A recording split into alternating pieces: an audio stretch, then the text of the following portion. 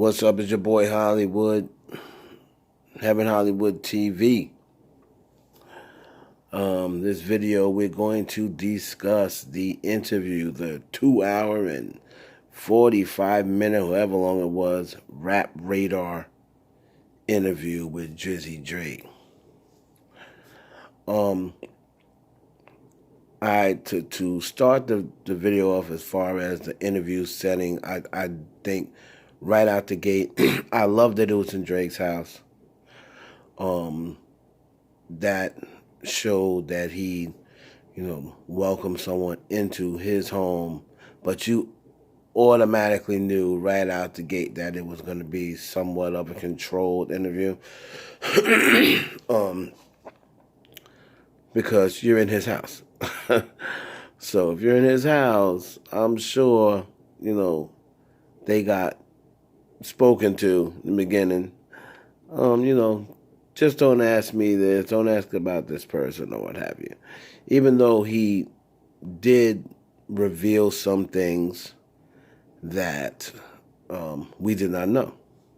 So we're going to go into the tea or whatever that Drake knowingly or unknowingly dropped during this interview. So the first thing that he revealed that he did not reveal previously, well, he kind of spoke on it.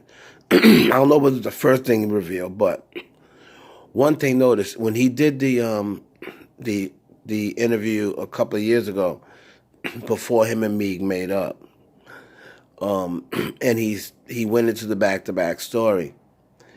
He said, I was with someone who wins a lot, who always wins, and they told me, if you got to do this, you got to make sure you kill it, right? And back then he said, I'm not going to mention who the person is, there's somebody who always wins. Well, he revealed that this time. He told the same story this time, but he revealed that person was, and I thought it was when he first mentioned, was Serena, Serena Williams. He said, I was with Serena at the time, and Serena Williams is actually the person who put the battery in his back about back-to-back. And again, he revealed it this time to be Serena before he said our person who always wins. Another thing is that, which a lot of people probably didn't know, that he revealed is he still talks to Baby. He said him and Baby's relationship hasn't really gotten bad. When you listen to Family Feud, the Family Feud remix with him and Weezy, because all of Weezy's entire bars was directed at Birdman, you would kind of figure that, Drake would be taking that same stand, but Drake pretty much said, him and Baby's relationship never really stopped. Far as him and Nicki goes, you could tell from the comment of he said with Meek Mill, that kind of changed me and Nicki's relationship probably forever. So by him saying that, you pretty much know that even though they did come back together, do no frauds or what have you, they were never the same. They were never going to be the same after that Meek incident. And that's pretty much what he said. The Meek incident changed me and Nicki probably forever. So that whole thing with him and Nicki is very real. I do believe it stems from the Meek situation. He said, he wasn't in a good space, plus some conversation he had with his lady. Okay, so that thing that academics brought up, even though Meek said Nicki had nothing to do with it, Drake pretty much went on the contrary and said there was a conversation between Meek and his lady at the time, and that was Nicki. So Drake kind of went on the contrary of what Meek said. Meek said Nicki had nothing to do with it. Drake kind of said she did have something to do with it. When you listen to, um, when you listen to what he's saying, another thing is, you know, him and The Weeknd. He pretty much, they pretty much what he said on this record, New Record War.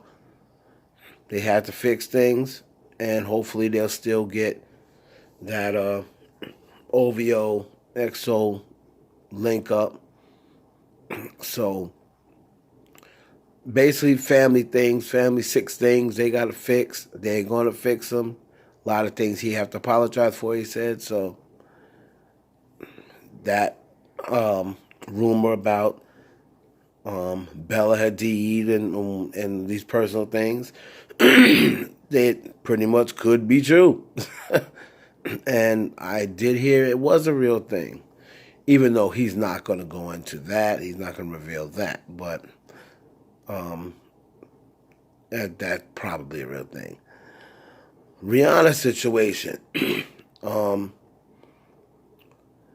Him and Chris decided, because Rihanna was no longer in either one of their lives like that, meaning they were no longer involved with her, that they felt as though it was time to do the collaboration. He didn't want Rihanna to feel as though he was disrespecting Rihanna. But by them two not being together or dating any longer, he felt as though the thing with Chris was probably perfect timing for the thing with Chris. So a lot of people was worrying about, how does Rihanna feel? Excuse me, how does Rihanna feel that he collabed with Chris, And he pretty much said, they decided that since she wasn't in both their lives anymore anyway, and he says he feels as though Rihanna would want it this way as well. So Drake, even though the interview was controlled, and you really didn't get asked anything about his son or his son's mother, or what is the situation with you and Nicki? Like, he did reveal a lot more in this interview than he did in an interview a couple of years ago with the British guy. I forgot his name. Kanye West. Him and Kanye West, that situation, even though Kanye makes and says he got love for Drake or what have you, Drake is not interested in making up with Kanye West. And he said he's definitely not interested in making up with Pusha. However, he does still consider Kanye West as his favorite artist. He said he's always going to give credit where credit is due. He gives Kanye that credit. Him and Jay is now good, confirmed that there was shots thrown at everyone know that, but he confirmed that there was shots thrown over the years at each other, them jabbing each other.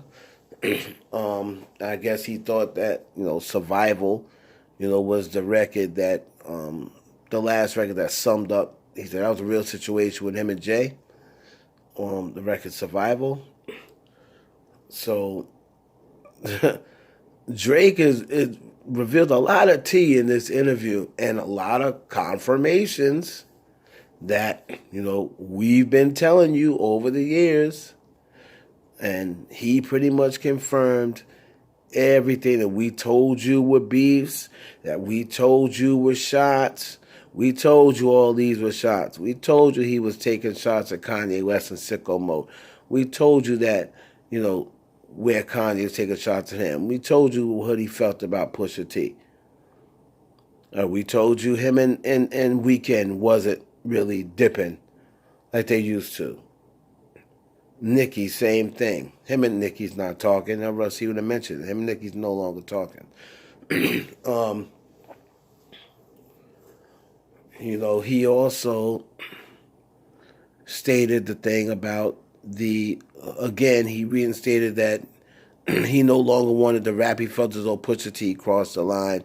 And the other people that he had beefs with, he felt as though they really didn't cross the line like that. He also stated that, a very interesting part is where, and you could tell that he does get upset over it, is the part about him not being recognized when they talk about black excellence. And, people were waiting for him to say it. He said it out of his own mouth. He considers himself a black man. His father's black.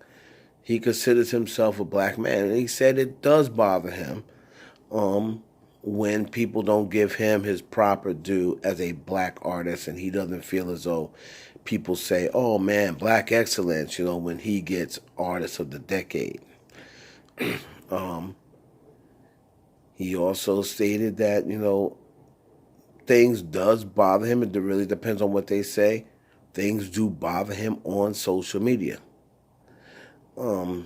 But he's met a lot of great people, a lot of great women, and a lot of great records came from social media, so he doesn't really want to stop that. So he said that's why he really continues. One